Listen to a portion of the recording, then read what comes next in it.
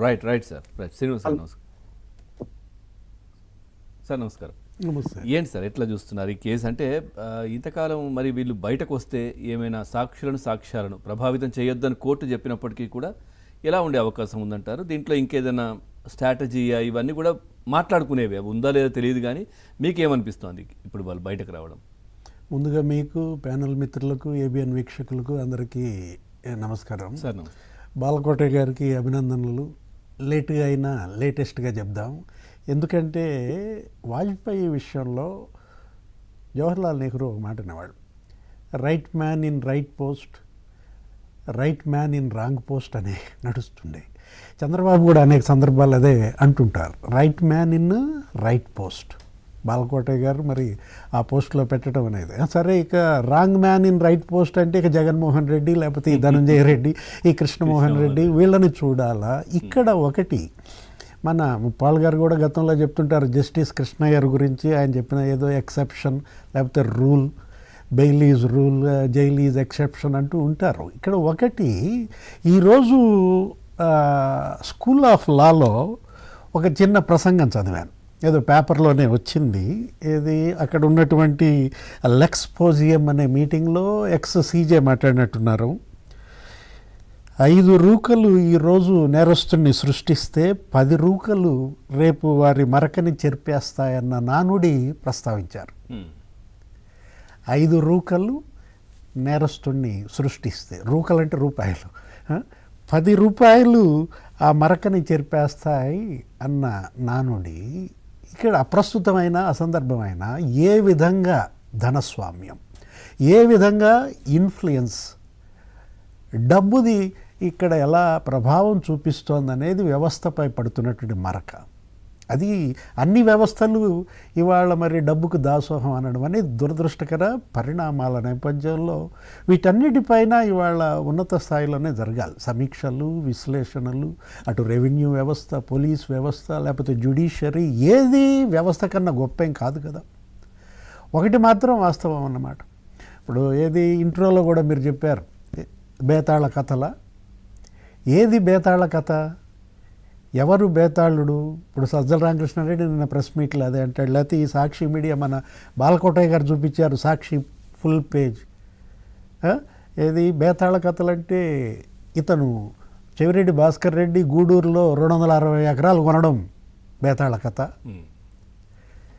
6 కోట్లు రైతులకు ఇవ్వడం బేతాళ కథ, 26 కోట్లకి ఆ 260 ఎకరాలు అరబిందోకి అమ్ముకోవటం బేతాళ కథ. ఏది బేతాళ కథ? 2,10,000 రైతుకి ఇస్తారు, 260 కోట్లకి ఆ భూములు ఆ పారిశ్రామికవేత్త బ్యాంకుల్లో కుదవబెట్టి సొమ్ము చేసుకుంటాడు. ఎట్టుంది కథ? ఇది కథ? ఇది కథ వాస్తవమా? ఏది బేతాళ కథ? ఇప్పుడు ఇందులో ఒకటి అబద్ధాల గోడలు అంటున్నారు. ఇప్పుడు సజ్జల భార్గవ్ రెడ్డి, లేకపోతే ఆయన ఎవరు, చెవిరెడ్డి మెహిత్ రెడ్డి, ఆ రియల్టర్ ప్రద్యుమ్నతో కలిసి ఆ కంపెనీ పెట్టారా లేదా?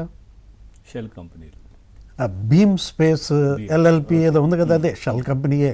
ఆ షెల్ కంపెనీ అని చెప్పి అది చెబుతోంది ఎవరు? అది కంపెనీ కాదు, అది షెల్ కంపెనీ అని చెబుతోంది వాళ్ళ నానే. ఎవరు? సజ్జలే చెప్తున్నాడు. ఏమని? దానికి అసలు బ్యాంక్ అకౌంట్ కూడా లేదంటాడు. మరి ఎందుకు పెట్టారు? ఏంటి అందులో డైరెక్టర్ ఎందుకున్నాడు నీ కొడుకు? ఇప్పుడు మోహిత్ రెడ్డి నీ కొడుకు భాగస్వాములు, ప్రద్యుమ్న వాళ్ళ భాగస్వామి. అదేమంటే స్టూడియో ఎన్ అంటాడు, లేకపోతే లోకేష్ అంటాడు, నార్నే శ్రీనివాస్ అంటాడు. నార్నే శ్రీనివాసరావు మీ సెంట్రల్ గవర్నెన్స్ కమిటీ మెంబర్. ఇప్పుడు వీళ్ళకి గనక తెలుగుదేశం వాళ్ళకి పోలిట్ బ్యూరో ఎట్లాగో వైఎస్ఆర్ కాంగ్రెస్ పార్టీకి కేంద్ర పాలక మండలి సభ్యుడు ఆయన. లోకేష్ ఏమన్నా ఉన్నాడు అందులో పార్ట్నర్గా? లోకేష్కి ఏం సంబంధం? లోకేష్ ఏమన్నా డైరెక్టరా? లోకేష్ డిన్ నెంబర్ ఎంతో చెప్పు పోని అందులో.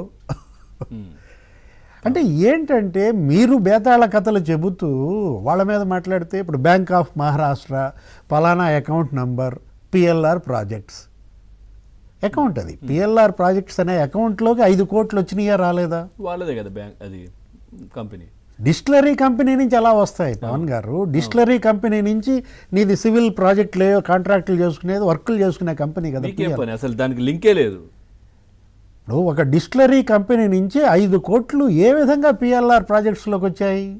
అది బేతాళ కథ. ఇప్పుడు వాళ్ళనే విమర్శలు ఈ రాసి ఇప్పుడు ఫుల్ పేజ్ చూపించారు బాలకోటయ్య గారు, అందులో అంశాలనే నేను చెబుతున్నాను అన్నమాట. అవన్నీ రాశారు అందులో, నేను చూడలేదు. అంటే ఒకటి ఏదో ధనుంజయ రెడ్డి లేకపోతే స్వాతంత్ర సమరయోధుల్లాగా రాశారంటే, ఇప్పుడు కృష్ణమోహన్ రెడ్డి బాన్స్వాడలో కోడల పేరు మీద భూములు కొన్నాడా లేదా? అంతే కదా. బేతాళ కథ.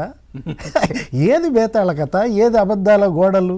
ఇప్పుడు ఆయన ఉన్నాడు ధనుంజయ రెడ్డి, ఆయన పలానా ముత్తుకూరు అదే నెల్లూరు జిల్లాలో మరి మరదల పేరు మీద కొన్నాడా లేదా?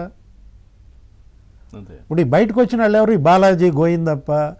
ఆయన అసలు మరి కొట్టండి బాలాజీ గోయిందప్ప అని కొడితే మీరు అందులో గూగుల్లోకి వెళ్ళి విరాట్ కంపెనీ పేరు వచ్చుద్దా, భారతీ సిమెంట్స్ అని వచ్చుద్దా? భారతీ సిమెంట్స్ ఫైనాన్స్ డైరెక్టర్ అని వచ్చుద్దా, విరాట్ కంపెనీ ఫైనాన్స్ డైరెక్టర్ అని వచ్చుద్దా? జగన్మోహన్ రెడ్డి ఏమంటాడు, అసలు అతను మా సిమెంట్ ఫ్యాక్టరీ కాదు, అది విరాట్ ఏదో అంటాడు. అంటే మీరు అబద్ధాల గోడలు కడుతూ, మీరు బేతాళ కథలు చెబుతూ, ఇక్కడ ఒకటి ఏది అదేదో అంటారు ఏంటిది, ఆ బేతాళ కథ ఆయనకే తెలియాలి, బాలకోటయ్య గారికి, మనకు అంతకు తెలియదు. ఆ విక్రమాదిత్యుడు స్టోరీలన్నీ ఆయన చదువుతుంటాడు. ఏంటది, తల 1000 ఒక్కలవుద్దా? ఆ బేతాళుడికి ఏదో శాపం పెడుతుంటారు, ప్రతి కథకి ఏదో ఒక శాపం పెడతారు. ఏళ్ళ తల 1000 ఒక్కలు అవ్వాలా? ఎవరిది? జగన్మోహన్ రెడ్డిది లేకపోతే సజ్జలది? ఒకటి మాత్రం వాస్తవం అండి, సీసాలో భూతం. అదే బ్రాందీ సీసాలో భూతం. ఏం చేస్తుంది సీసాలో భూతం ఉంటే? బయటికి రావాలని చూస్తుంది కదా, అటు ఇటు కొట్టుకుంటా ఉంటుంది. ఎట్లా ఆ సీసాలో నుంచి బయటకు పోవాలని చూస్తుంటుంది. అది కనపడుతోంది మనకి సినిమా. అప్పుడప్పుడు కొంత బయటకు వస్తున్నాయి అన్నమాట. ఇప్పుడు ఈ బెయిల్స్ అనేయో లేకపోతే ఈ ముందస్తు బెయిల్స్ అని ఇప్పటికే ఒక 5గురికి ఇచ్చారు. వాడెవడు ఆ కేసిరెడ్డి రాజ్, అతను పిఏకి ఇచ్చినట్టున్నారు. అతని పేరు ఏదో ఉంది, దిలీప్. రాజుకి ఎందుకు రావట్లేదు సార్? ఎవరు? రాజ్ కసిరెడ్డికి. ఇప్పుడు కసిరెడ్డి రాజు రావాలంటే బెయిల్ 92 ఎకరాల సంగతి తేలాలి. కేసిరెడ్డి రాజు 92 ఎకరాలు కొన్నాడా లేదా? బేతాళ కథ అది కూడా. వాళ్ళ దృష్టిలో చెప్పాలంటే ఇప్పుడు హైదరాబాద్ శివారుల్లో కేసిరెడ్డి రాజు గతంలో ఎందుకు కొనలేదు? జగన్మోహన్ రెడ్డి సీఎం అయినాకే మరి ఆ షాబాద్ మండలంలో వాళ్ళమ్మ సుభాష్ని పేరు మీద, ఆయన పేరు మీద మరి 32 ఎకరాలు. ఎవరు మాట్లాడుతున్నారు, ఎవరు కథలు చెప్తున్నారు? వెంకటేష్ నాయుడికి నీకు సంబంధాలు ఉన్నాయా లేవా? నీ పార్ట్నర్ అవునా కాదా? వెంకటేష్ నాయుడు ఆ నోట్ల కట్టలు నక్క పెట్టడం అది తప్పుడు వీడియోనా? అంతే కదా, ఏఐ వీడియోనా అది? చెప్తున్నారు కదా వాళ్ళు అన్నీ. వెంకటేష్ నాయుడు తమన్నాతో స్పెషల్ ఫ్లైట్లో వెళ్తున్న ఫోటోలు ఏఐయా? చెప్పండి. ఆర్టిఫిషియల్ ఇంటెలిజెన్స్తో సృష్టించారా? తమన్నానే ఎందుకు తెచ్చుకున్నారు? ఇంకా మిగతా హీరోయిన్లు పెట్టచ్చు కదా ఫోటో పెట్టాలంటే.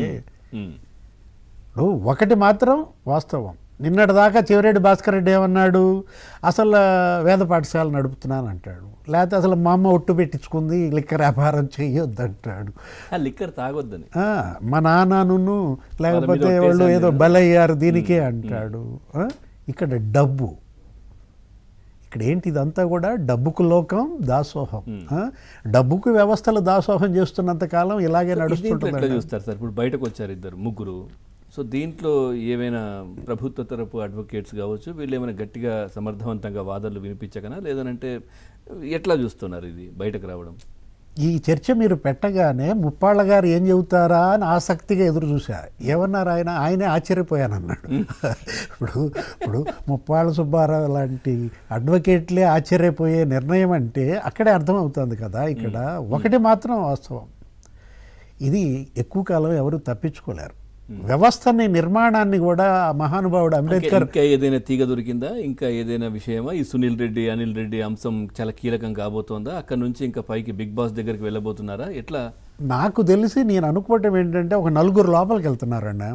మరి బహుశా జైల్లో లేవు అనుకుంటా వాళ్ళకి ఫెసిలిటీస్, వాళ్ళకి ఎక్కడ మరి ఆ సెల్స్, ఆ బ్యారెక్లు ఎక్కడ సిద్ధం చేస్తామంటూ ఒక 4 వదిలినట్టున్నారు. ఒక 4 లోపలికి వెళ్తారు అనుకుంటా. అనిల్ రెడ్డి, సునీల్ రెడ్డి, లేకపోతే సజ్జల భార్గవ్, ఆ చెవిరెడ్డి మహిత్ రెడ్డి పేరు వినపడుతుంది. ఈ 4 కోసం ఒక 4 పడకలు ఖాళీ చేయించినట్టుగా కనపడుతుంది. 3 అయితే కన్ఫర్మ్, ఇంకో అతను మళ్ళీ ఎట్లాగో వెళ్ళాలి 11కు. ఒకటి మాత్రం వాస్తవం, పీకల్లోతు కూరుకుపోయారండి. ఏది ఇవాళ మరి ఉసురు అది. 30,000 మంది 30,000 మంది కాదండి, 90,000 మంది పవన్ గారు. చనిపోయారు సార్? 90,000 మంది చనిపోయారు. ఒక్క తూర్పుగోదావరి జిల్లాలోనే మెడికల్ అండ్ హెల్త్ ఇచ్చినటువంటి సర్వే ఆ రిపోర్టులో 7,000 మంది చనిపోయారు.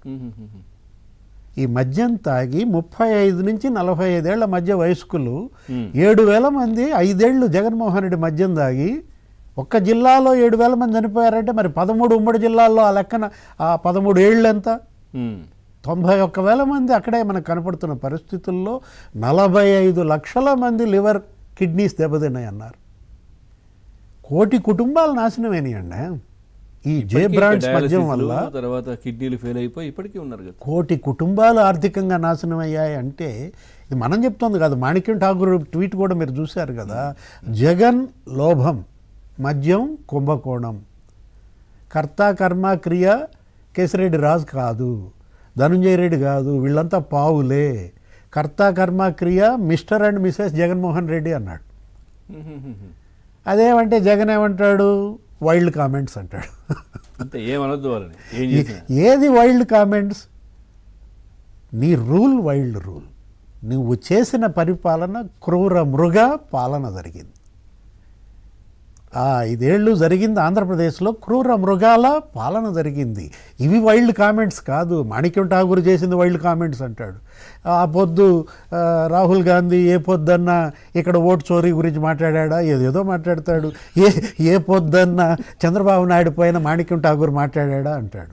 అరే మీ గురించి మాట్లాడుతున్నారు కదా, దానికి సమాధానం చెప్పండి. అవునా కాదా ఏంటి అనేది, కానీ దాన్ని వేరే వాళ్ళ గురించి మాట్లాడలేదు, వీళ్ళ గురించి మాట్లాడలేదని.